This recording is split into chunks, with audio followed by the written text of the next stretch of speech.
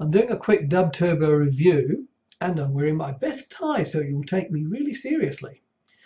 DubTurbo is a pretty flexible music tool. It creates high quality, uncompressed 44.1 kilohertz 16-bit WAVs, which are really high quality sound files that you need for producing quality music.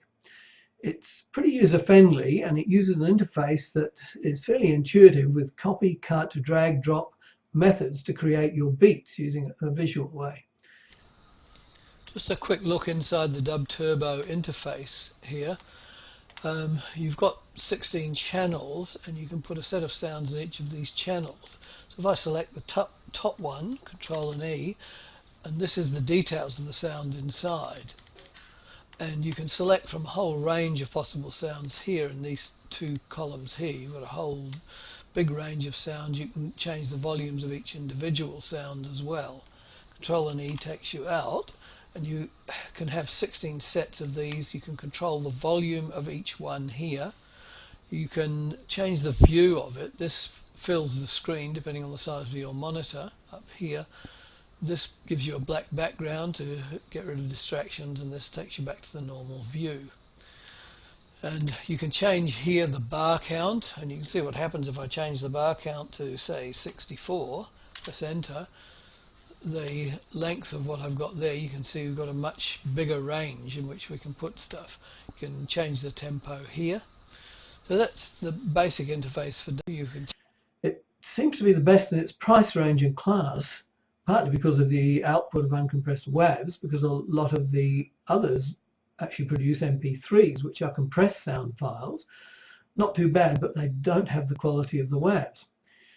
You can also add your own sounds to the big range of sounds that already comes with DubTurbo. I created a sound with a violin. I can't play it, but I created a sound and it managed to modify it a bit and then put it into DubTurbo, and it worked really well.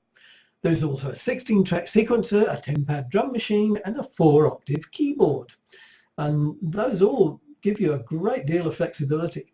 There are also plenty of tutorials online, in YouTube particularly. There are better DAWs out there if you're prepared to pay for them. Now, there are no sound modifying VSTs inside of DubTurbo, which does reduce its flexibility. And it has occasionally crashed on me, although it's much smoother with the new version 2 that came out earlier on this year. Now, this version now comes out with 3 VSTs, but much to my dismay, I discovered they don't actually work with DubTurbo. I was really pissed off.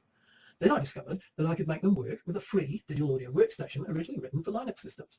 It's called LMMS, Linux Multimedia Studio, and it's free. So I'll create a video tutorial soon on how to set this up so that you can use those VSTs, because they do add to what you can do with your music, because you can make such a big range of changes to the sounds you've already created.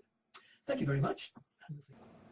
I forgot to add, you can create your sounds in DubTurbo, export them, and then import them into the Linux Multimedia Studio, and then use the VSTs to alter them there.